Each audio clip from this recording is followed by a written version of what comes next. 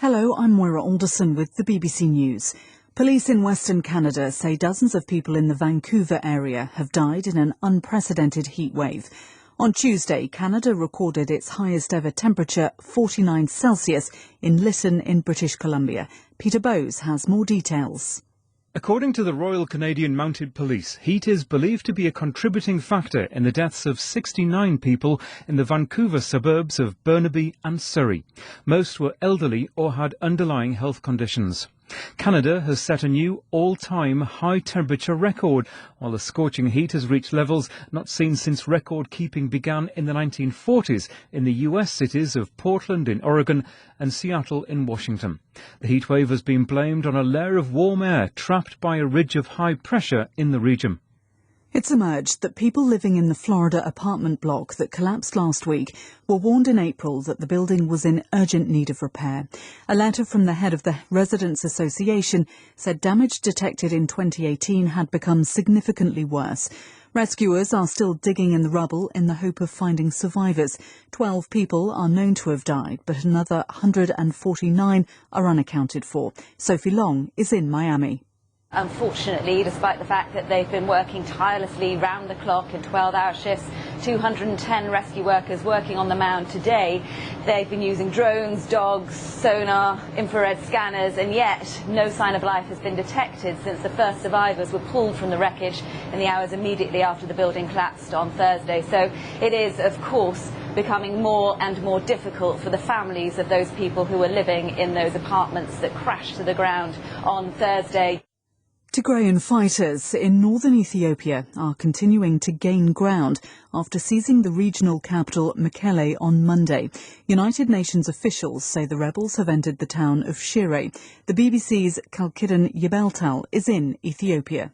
Nobody expected to see this amount of change to happen in the past 2 days. The rebel forces control the capital city, and it seems that they are also controlling other cities in the region.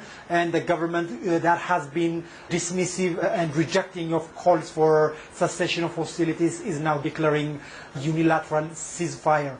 So these developments indicate how unpredictable things are, and also they just open up the space for peace talks and dialogue, which has been also rejected by the government. Germany has withdrawn its last troops from Afghanistan.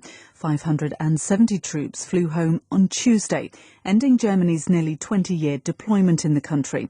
The Defence Minister, Annegret Kramp-Karrenbauer, said the mission had tested the German military in what was its first foreign deployment since the Second World War. BBC News.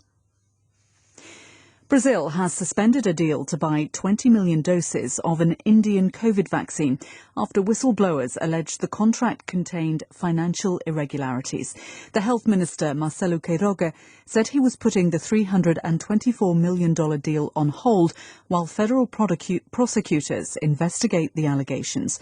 On Monday, an opposition senator filed a legal complaint against President Jair Bolsonaro, accusing him of ignoring allegations of corruption. The president has said he's unaware of any wrongdoing. United Airlines has announced the biggest aircraft purchase deal in its history.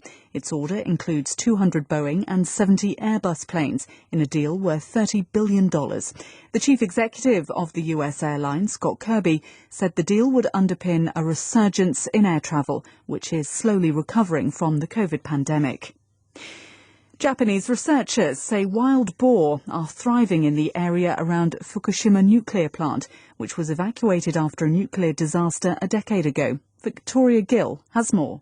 In this now post-human zone, researchers used genetic techniques to track how wild animals were being affected. DNA from Fukushima's wild boars revealed that they'd bred with domestic pigs that escaped from abandoned farms. This has led to some unusual wild domestic hybrids with the rangy appearance of boar but the pink and spotted colouring of pigs. The scientists say they didn't detect any genetic effect of the radiation on the wild boar, but breeding with the pigs has altered their biology in ways that could have consequences for the animal's health. In football, Ukraine will meet England in the quarter-finals of the Euro 2020 in Rome on Saturday. The Ukrainians beat Sweden 2-1 in their match when Artem Dovbyk scored the winner in the dying minutes of extra time. Earlier, England defeated Germany by 2-0 at Wembley. BBC News.